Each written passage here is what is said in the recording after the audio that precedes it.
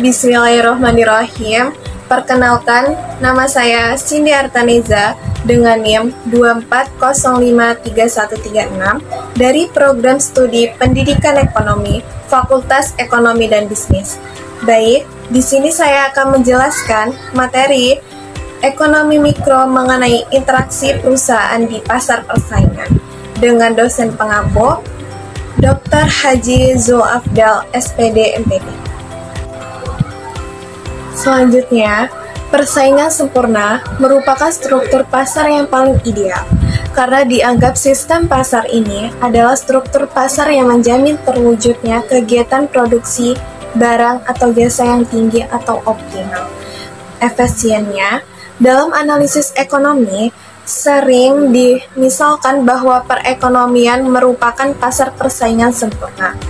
Akan tetapi, dalam prakteknya, tidaklah mudah untuk menentukan jenis industri yang struktur organisasinya digolongkan kepada persaingan sempurna yang murni, yaitu ciri-cirinya sepenuhnya bersamaan dengan dalam teori. Selanjutnya, perilaku penawaran pada pasar persaingan sempurna terjadi atas dua hal, yaitu satu, penentuan harga dan output dari barang-barang dan jasa-jasa dipengaruhi oleh jenis pasar, tempat barang dan jasa tersebut diperjualbelikan.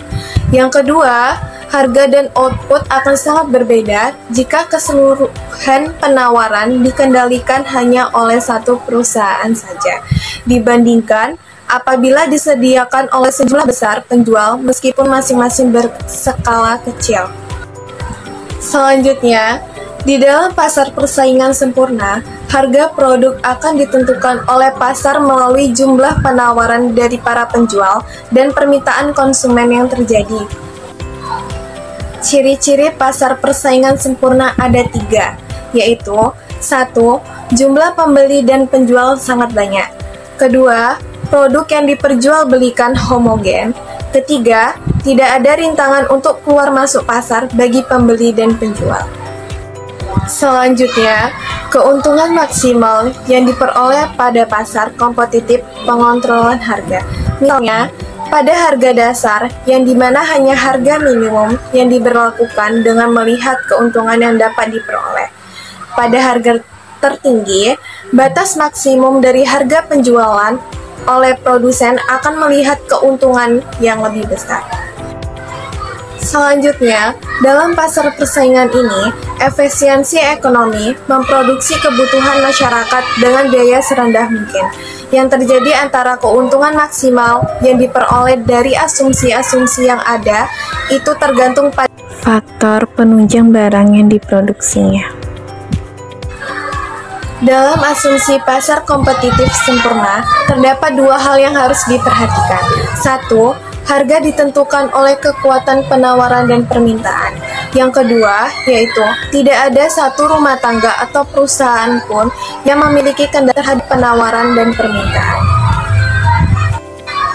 Selanjutnya, perilaku penawaran pada pasar persaingan tidak sempurna terdapat dua hal, yaitu perilaku penawaran pada pasar persaingan tidak sempurna tidak jauh dari persaingan sempurna, di mana dalam teori pasar persaingan sempurna ditentukan oleh tingkat penawaran dan permintaan. Dalam pasar persaingan tidak sempurna, melihat seberapa besar asumsi laba yang bisa didapatkan. Selanjutnya, perilaku penawaran pada pasar persaingan monopoli. Perilaku penawaran yang terjadi pada pasar persaingan monopoli, yakni produsen begitu banyak dan kecil-kecil, sehingga secara individu ia tak mampu mempengaruhi pasar. Disebut pasar monopoli apabila hanya ada satu penjual tunggal untuk produk tertentu. Selanjutnya, ciri-ciri pasar monopoli ada dua. Yang pertama, hanya ada satu penjual saja di pasar. Yang kedua, tidak mudah mencari barang pengganti, sehingga konsumen harus membeli kepada penjual yang hanya ada satu tersebut. Selanjutnya, keputusan produsen dalam memasok berefisiensi pada harga yang berlaku di pasar. Dalam kenyataannya, sering terjadi dalam pasar hanya ada satu monopoli, atau beberapa produsen atau oligopoli yang begitu kuat. Kemampuan itu menyebabkan yang diproduksi lebih sedikit, harga yang lebih tinggi dibanding dalam pasar persaingan sempurna. Perilaku penawaran pada pasar persaingan oligopoli dan monopoli. Dengan melihat struktur pasar atau industri oligopoli, yakni pasar yang terdiri atas hanya sedikit perusahaan atau produsen saja.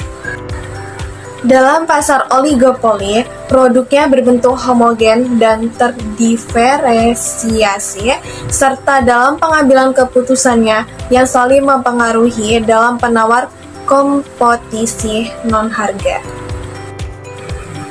Usaha perusahaan dalam pasar persaingan sempurna dapat dilakukan secara bebas, tergantung pada kondisi pasar saat itu. Hal ini disebut praktik free exit yang merupakan salah satu kelebihan pasar persaingan sempurna.